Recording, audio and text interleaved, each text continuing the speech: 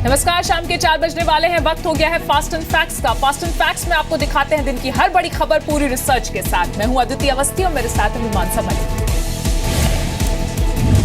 तो बीजेपी ने north east में आज तीसरा झंडा भी गाड़ दिया। मणिपुर में एन बीरेन सिंह के नेतृत्व में आज बीजेपी सरकार ने शपथ ले ली।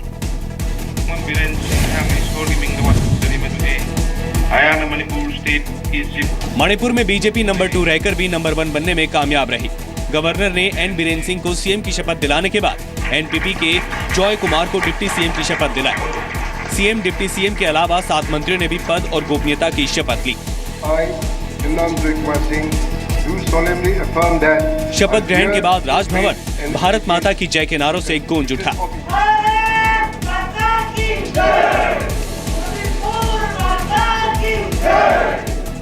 शपथ समारोह में बीजेपी अध्यक्ष अमित शाह को भी पहुंचना था।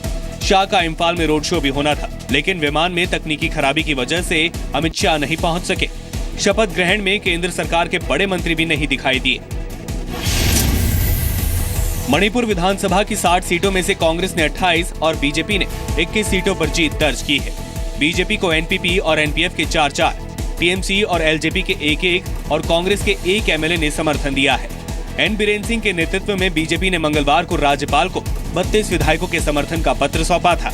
पेशे से फुटबॉलर और पत्रकार रह चुके एन बीरेन सिंह ने 2016 में कांग्रेस छोड़कर बीजेपी की सदस्यता ली थी। बीरेन सिंह ने इस चुनाव में हैंगांग सीट पर टीएमसी के पांगीजम शरदचंद्र सिंह को हराया था। और इससे पहले नॉर्थ ईस्ट के असम और अरुणाचल में बीजेपी सरकार बना चुकी है। गोवा और मणिपुर में सरकार बनाने में नाकाम रही कांग्रेस ने आज भी संसद में जमकर हंगामा किया। गोवा और मणिपुर में बीजेपी की सरकार बनने के विरोध में राज्यसभा में कांग्रेस सांसदों ने आज वेल में पहुंचकर नारेबाजी की। जवाब में सत्ता पक्ष के सांसदों ने भी नारेबाजी से जवाब दिया। कांग्रेस ने आरोप लगाया कि दोनों राज्यों में बीजेपी ने लोकतांत्रिक मूल्यों की धज्जियां उड़ाई हैं और राज्यपालों ने बीजेपी एजेंट के तौर पर काम किया है। जवाब में बीजेपी ने कहा कि कांग्रेस को अपनी हार को पचाना सीखना चाहिए। Absolutely clear, and that's the settled position in law, that if there is no clear majority of any party, the governor is obliged. That is the law position. Verma जी ने कहा है कि हमने जो पब्लिक जनता का जनादेश है उसे एक्सेप्ट भी किया है और उसकी रिस्पेक्ट भी की है। मुझे अफसोस है कि ना इन्होंने एक्सेप्ट किया ना रिस्पेक्ट किया। विपक्ष के हंगामे की वजह से राज्यसभा की कार्रवाई 3 बार स्थगित करनी पड़ी। दूसरी तरफ लोकसभा में पीएम के पहुंचते ही बीजेपी सांसदों ने मेज थपथपाकर उनका स्वागत किया। गोवा और मणिपुर में कांग्रेस सबसे बड़ी पार्टी बनकर भी सरकार बनाने में नाकाम रही। गोवा में कांग्रेस को 40 में से 17 सीटें मिली, जबकि मणिपुर में 60 में से 28 सीटें मिली। गोवा में बीजेपी सरकार के गठन को कांग्रेस ने सुप्रीम कोर्ट में चुनौती दी, लेकिन अर्जी खारिज हो गई।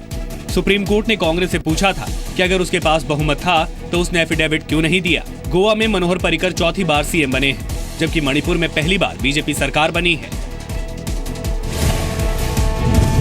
इस बीच गोवा में मुख्यमंत्री मनोहर पर्रिकर ने आज सीएम दफ्तर में काम शुरू कर दिया। पर्रिकर को कल विधानसभा में बहुमत साबित करना है।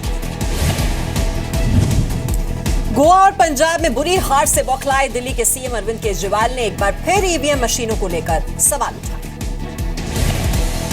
पंजाब में सरकार बनाने से बहुत दूर रह गए अरविंद केजरीवाल ने ईवीएम पर गुस्सा उतारने के लिए बाकायदा प्रेस कॉन्फ्रेंस की। केजरीवाल ने सवाल पूछा कि पंजाब की जनता में अकाली बीजेपी सरकार को लेकर गुस्सा था, तो फिर इन पार्टियों को 30% वोट कैसे मिल गए। श्री हरगोविंदपुर में 1 वोट मिला है पूरे बूथ पे, बूथ नंबर 213 खताना विलेज। वहाँ कम से कम 5 वॉलंटियर्स हैं। वो कह रहे हैं हमारे तो फैमिली हमारे तो वोट हैं, 1 वोट कैसे मिल सकता है, हमारे 5 वोट तो आएंगे। एक मन में ये शक पैदा होता है। कई सारे लोगों का कहना है अकाली दल को और भाजपा के गठबंधन को मुश्किल से 5-6% वोट मिलना था।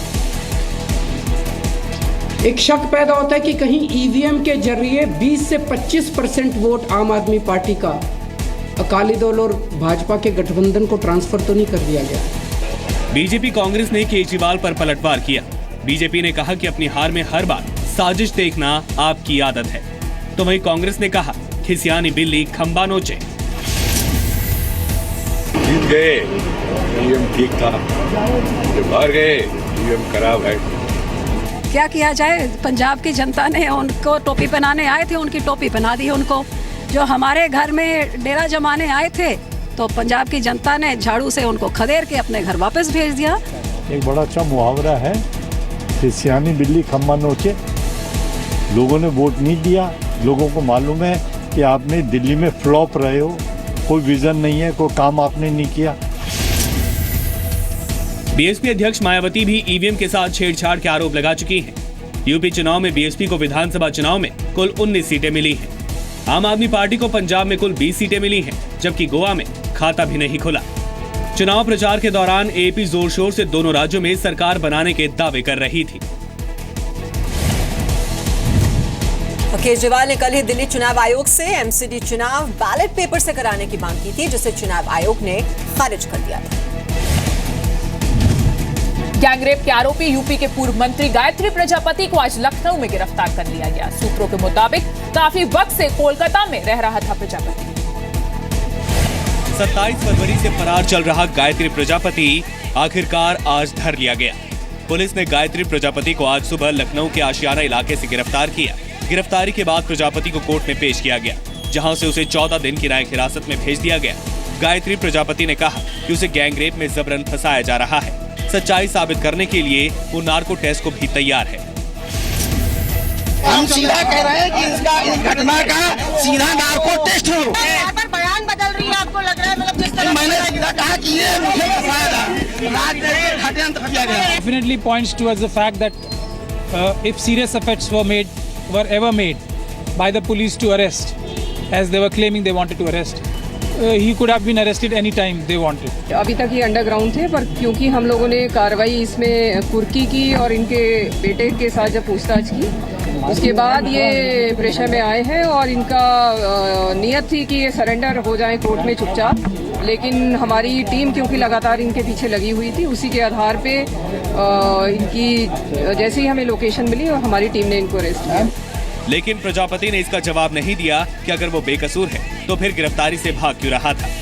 यूपी पुलिस ने कल ही गैंगरेप के 3 और आरोपियों की गिरफ्तारी के साथ गायत्री प्रजापति के बेटे और भतीजे को भी हिरासत में लेकर पूछताछ की थी। गायत्री प्रजापति के खिलाफ एक महिला से गैंगरेप और उसकी नाबालिग बेटी से रेप की कोशिश का आरोप है। पीड़ित महिला की याचिका पर सुप्रीम कोर्ट ने गायत्री प्रजापति पर एफआईआर दर्ज करने का आदेश दिया था। सुप्रीम कोर्ट के आदेश के बाद 18 फरवरी को गायत्री के खिलाफ पॉक्सो एक्ट समेत कई धाराओं में एफआईआर दर्ज की गई थी। पीड़ित महिला के मुताबिक प्रजापति ने पार्टी में नेता बनाने का झांसा देकर उसे पहली बार अक्टूबर 2014 में रेप किया था। पुलिस ने कल गायत्री प्रजापति के बेटे और भतीजे को हिरासत में लेकर पूछताछ की थी। सूत्रों के मुताबिक उन्होंने ही गायत्री प्रजापति को सरेंडर के लिए तैयार किया था। गायत्री प्रजापति की गिरफ्तारी के बाद बीजेपी ने कहा है कि यही है यूपी में बीजेपी की सरकार बनने का असर। इससे साबित होता है कि प्रजापति को अखिलेश यादव ही बचा रहे थे। बीजेपी ने कहा है कि यूपी में सरकार बदलने के साथ सरकारी मशीनरी का नजरिया भी बदल गया है, इसीलिए प्रजापति की गिरफ्तारी हुई है। बीजेपी ने कहा कि यूपी में अब अपराधियों को बख्शा नहीं जाएगा। देखिए, गिरफ्तार तो जब सुप्रीम कोर्ट का आदेश था उन्होंने ही था। पिछली सरकार में काफी दिनों तक ढील बरती गई, गिरफ्तार नहीं किया गया राजनीतिक दबाव। संकेत है कि अब उत्तर प्रदेश में कानून व्यवस्था के साथ खिलवाड़ नहीं बर्दाश्त किया जाएगा और जो भी छिपा के रखे थे, हम लोगों ने पहले भी कहा था कि अपराधियों को संरक्षण करने वाली सरकार जो थी वो चली गई है। अब अपराधियों के खिलाफ कार्रवाई करने वाली सरकार आ गई है। भारतीय जनता पार्टी ने अपने लोक कल्याण संकल्प पत्र के माध्यम से जनता से जो वायदे किए हैं, सख्ती के साथ उसको लागू करेगी। किसी भी भ्रष्टाचारी, किसी भी दुराचारी या किसी भी गुंडा तत्व को किसी भी स्तर पर बख्शेगी नहीं। ऐसे तत्वों के खिलाफ सख्त कार्रवाई करेगा। गायत्री प्रजापति की तलाश में पुलिस ने 6 टीम बनाई थी। हवाई अड्डों पर अलर्ट जारी किया गया था। गायत्री प्रजापति अमेठी से समाजवादी पार्टी के उम्मीदवार थे, लेकिन इस चुनाव में हार गए। प्रजापति को भ्रष्टाचार के आरोप में अखिलेश ने मंत्रिमंडल से बर्खास्त किया था, पर बहाल भी कर दिया था। और पीड़ित महिला का यह भी कहना है कि प्रजापति ने उसकी आपत्तिजनक तस्वीरें दिखाकर उसे ब्लैकमेल भी किया था। जम्मू कश्मीर के कुपवाड़ा में सुरक्षा बलों ने आज एनकाउंटर में 3 आतंकवादियों को मार गिराया। मुठभेड़ तब हुई जब सुरक्षा बल जम्मू कश्मीर की एसओजी के साथ कुपवाड़ा के कोलारूस में एक तलाशी अभियान चला रहे थे। गांव के घर में छिपे आतंकियों ने अचानक फायरिंग शुरू कर दी। सुरक्षा बलों ने भी तुरंत पोजीशन ली। कई घंटे की फायरिंग के बाद 3 आतंकियों को मार गिराया गया। फायरिंग में एसओजी का भी एक जवान घायल हो गया। कश्मीर में 3 दिन के भीतर ये दूसरी बड़ी मुठभेड़ है। सुरक्षा बलों ने पुलवामा के कई रास्ते सील कर दिए हैं। सर्च ऑपरेशन जारी है। कश्मीर में पिछले 2 महीने में सेना और बीएसएफ ने 36 आतंकी मार गिराए हैं। मंगलवार को सुरक्षा बलों ने कुपवाड़ा में 3 आतंकियों को मार गिराया था। 8 मार्च को अवंतीपुरा और पड़गामपोरा में मुठभेड़ में 2 आतंकी मारे गए थे। 5 मार्च को पुलवामा के त्राल में हिजबुल और जैश के 2 आतंकियों को सुरक्षा बलों ने मार गिराया था। रिपोर्ट के मुताबिक घाटी में करीब 200 पाकिस्तानी आतंकी सक्रिय हैं, जो हिजबुल और लश्कर के हैं।